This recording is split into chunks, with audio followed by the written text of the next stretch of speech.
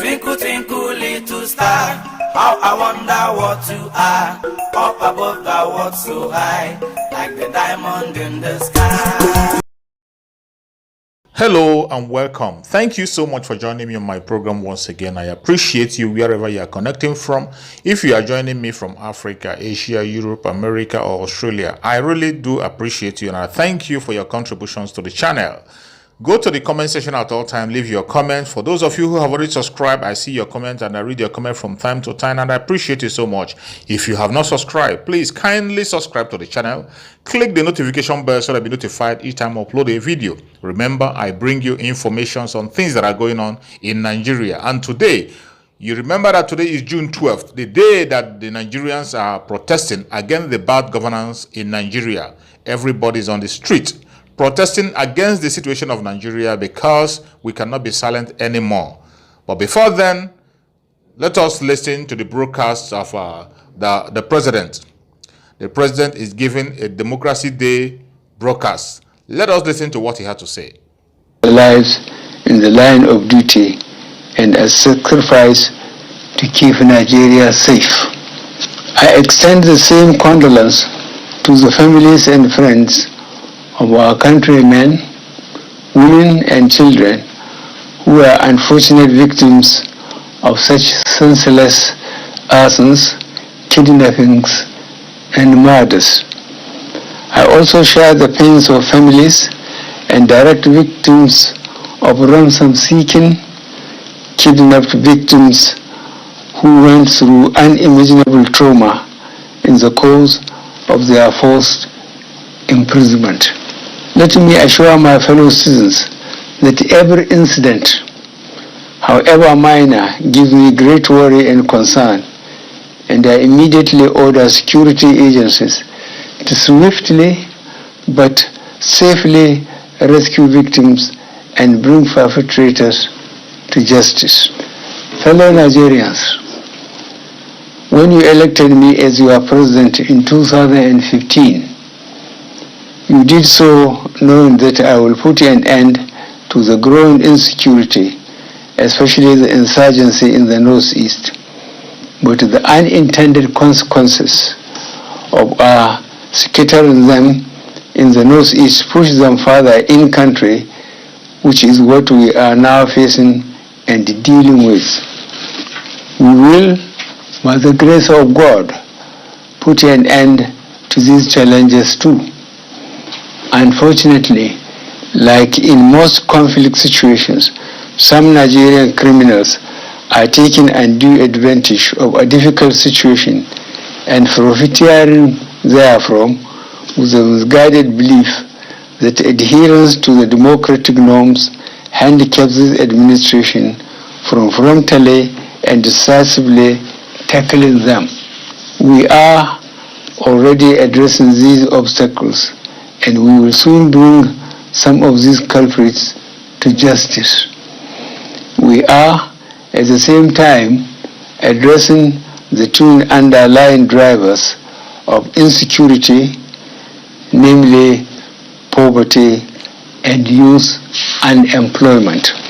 Interventions led by government and the Central Bank of Nigeria driving economic growth over the past 6 years are targeted mostly to the agricultural, services, infrastructure, power, and healthcare sectors of the economy. In the agricultural sector, for instance, the Anchor Borrowers Program resulted in sharp decline in the nation's major food import bill from $2.23 billion United States dollars in 2014 to $0.59 billion United States dollars by the end of 2018. Rice import bill alone dropped from $1 billion United States dollars to $18.5 million annually. This initiative, supported by local production of rice, maize, cotton, and cassava. Government financed $2.5 million smallholder farmer cultivating about 3.2 million hectares of farmland all over the country and created 10 million direct and indirect jobs. Several other initiatives, namely agribusiness, small and medium enterprise investment scheme, the non-oil export stimulation facility, the targeted credit facilities operated across the 774 local governments.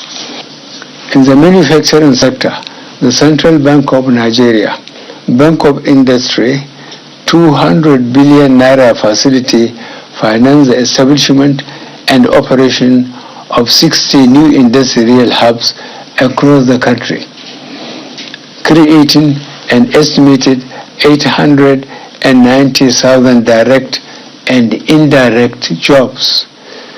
The CBN's 50 billion naira textile sector intervention facility increased capacity utilization of generators from 30% to nearly 90%.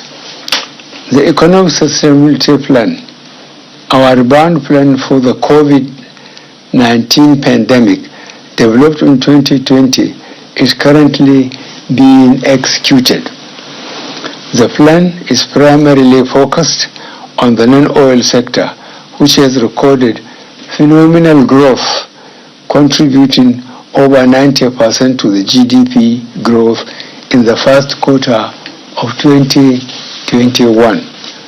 Though marginal, we have recorded GDP growth over 2 quarters, second quarter of 2020 and first quarter of 2021. This is evidence of a successful execution of the Economic Sustainability Plan by the federal government. My vision of pulling 100 million poor Nigerians out of poverty in 10 years has been put into action and can be seen in the National Social Investment Program, a first in Africa and one of the largest in the world, where over 32.6 million beneficiaries are taking part. We now have a national social register of poor and vulnerable households identified across 708 local government areas, 8,723 wards, and 86,610 communities in the 36 states and the FCT. Our conditional cash transfer program has benefited over 1.6 million poor and vulnerable households, comprising more than 8 million individuals. This provides a monthly stipend of 10,000 naira per household. I have also recently approved the National Poverty Reduction with Growth Strategy Plan that augments existing plans to further reduce poverty in Nigeria. As at the end of 2020, the Development Bank of Nigeria had disbursed 324 billion naira in loans to more than 136,000 micro, small, and medium-scale enterprises through 40 participating financial institutions. I am to note that 57% of these beneficiaries are women, while 27% are the youth. We are able to do all this and still accelerate our infrastructure development through sensible, transparent borrowing, improved capital inflow, improving and increasing revenue through capturing more tax bases, and prudent management of investment proceeds in the sovereign wealth fund. Fellow Nigerians, our infrastructure revolution continues with key projects attaining critical milestones under the Presidential Infrastructure Development Fund. The second Niger Bridge, the Lagos-Ibadan Expressway, and the Abuja-Kaduna-Zaria-Kano Expressway. I have also approved the establishment of Infraco PLC, a world-class infrastructure development vehicle wholly focused on Nigeria with capital structure of 15 trillion naira. The rail system is not left out as the Itape-Warri standard gauge rail was completed and commissioned 33 years after construction began. The Lagos-Ibadan double-track railway line, which I have just commissioned, has commenced operations. We are focused on ensuring that our infrastructure drive is key to economic growth and one that can be felt by every Nigerian. Building critical infrastructure in our ports is also opening up opportunities for the Nigerian economy. My approval for 4 new seaports using public-private partnership approach is hinged on growing the Nigerian economy. These 4 seaports, Lekki Deep Seaport, Bonny Deep Seaport, Ibom Deep Seaport, and Warri Deep Seaport, will create massive job opportunities and foreign investment inflows. We have worked at deepening our eastern ports leading to success, like Heaven City container ship berth at Calabar Port, a first in 11 years. Similarly, on 30th October 2019, an LPG tanker operated by NLNG berthed in Port Harcourt, the first time an LPG ship is berthing at any of the eastern ports. As we invest in these new assets, we have also made strides in ensuring that they are secured and protected. In this regard, I am also pleased to note the launch of the Nemasa Deep Blue project, which is an integrated national security and waterways protection infrastructure that I recently commissioned. This initiative is designed to add to the layer of security we have to safeguard our maritime sector. Dear Nigerians, I will be the first to admit that in spite of our efforts and achievements, which are there for all to see, there is still much more to be done, and we are doing our best in the face of scarce resources and galloping population growth rate that consistently outstrips our capacity to provide jobs for our populace. Our overall economic target of lifting 100 million Nigerians out of poverty in 10 years is our goal, notwithstanding COVID-19. In the last 2 years, we lifted 10.5 million people out of poverty. Farmers, small-scale traders, artisans, market women, and the like. I am very convinced that this 100 million target can be met, and this informed the development of a national poverty reduction with growth strategy. The specific details of this accelerated strategy will be unveiled shortly. In the last 1 year, Nigeria and the whole world faced COVID-19, for which no one was fully prepared. Our response to the pandemic involved making hard choices in balancing livelihoods and public health concerns. You are all living witnesses to how successful this has been due to a number of proactive measures put in place. Our response to COVID-19 is globally acclaimed. We were able to ensure that various lockdown measures did not impact too negatively on the ability of ordinary Nigerians to continue sustaining their livelihoods.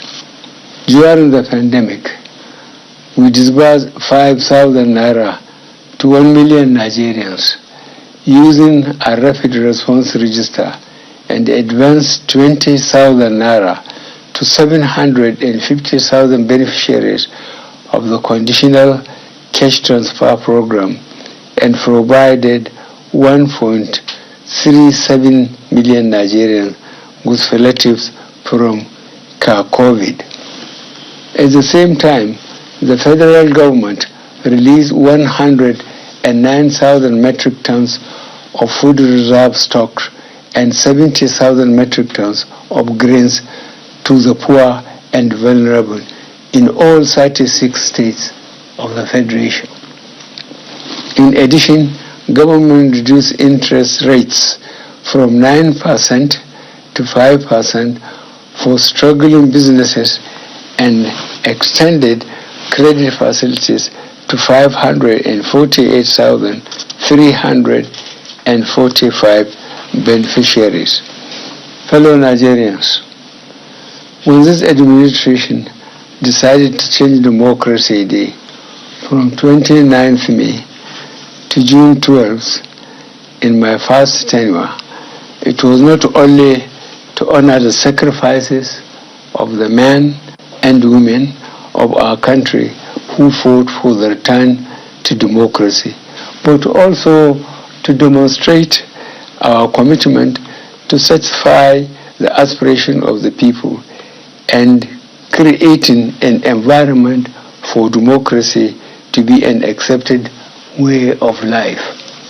As your president, I remain committed to providing an enabling environment for a free, fair, and credible electoral system under my tenure. However, you need to play your part by getting involved at any level you can, supporting a democratic system that works for all and not for a section of a select few, and demand accountability from your elected leaders. My commitment to bequeathing a sustainable democratic culture remains resolute. My pursuit of a fair society remains unshaken, and my desire to see that Nigeria remains a country for each and every one of us has never been stronger. In responding to the challenges that this period imposes on us, government also recognizes the need to acknowledge notions of marginalization and agitations for constitutional amendments among various segments of our population. While this government is not averse to constitutional reform as part of our nation-building process, everyone must understand that the primary responsibility for constitutional amendments lies with the National Assembly. This body, which, as I said, is the arm of government responsible for constitutional changes, has concluded the preliminary stages of amending and improving our constitution in a way that the majority of Nigerians will be happy with. Government is, however, willing to play a critical role in the constitutional amendment process without usurping the powers of the National Assembly in this regard. As a nation, we have come very far from where we started, and we are getting incrementally closer to where we ought to be. Overcoming the present challenges is but one of the necessary processes that we have to undergo as a nation so that we can come out stronger. The day I joined the Nigerian army, I was prepared to lay down my life for Nigeria. As your president, I remain ever committed to upholding and defending Nigeria's corporate existence. In adhering to the fundamental objectives and directive principles of state policy, notably Section 14, subsection 2b, I shall do all within my power to ensure that the security and welfare of the people remain the primary purpose of government. I have, throughout my tenure, provided the security agencies with all they require relative to available resources and will be providing more as the dynamics unfold to put an end to our security problems. My strong belief in the Nigerian spirit gives me comfort that we are facing these challenges with renewed commitment to keep our country one. I thank you for your patience and attention, and more importantly, your resolve to join hands in making Nigeria the country of our dream. Happy Democracy Day. God bless us all. God bless the Federal Republic of Nigeria. Well, after listening to Mohammadu Buhari, you can see that the Mohammadu Buhari we know is still the same person. He is not changing from his statement. He is still threatening the masses at all times, and he has no solution to the insecurity.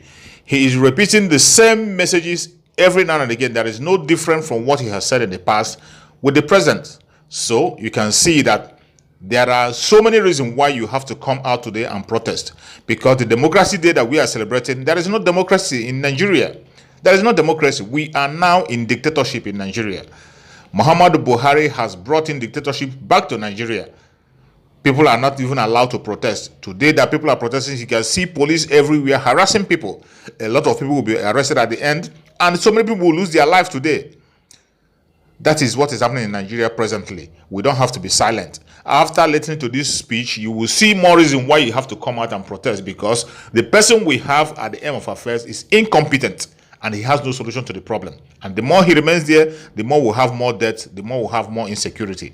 It is high time everybody wake up from your slumber and speak up. Speak up from wherever you are, any part of the world where you are. Go to your embassy and make your voice heard. That is what we are advocating for. People should not be silent. Thank you so much for watching. Go to the comment section, leave your comment, and please do subscribe before you leave. Remember us. Bye-bye. See you again on the next video.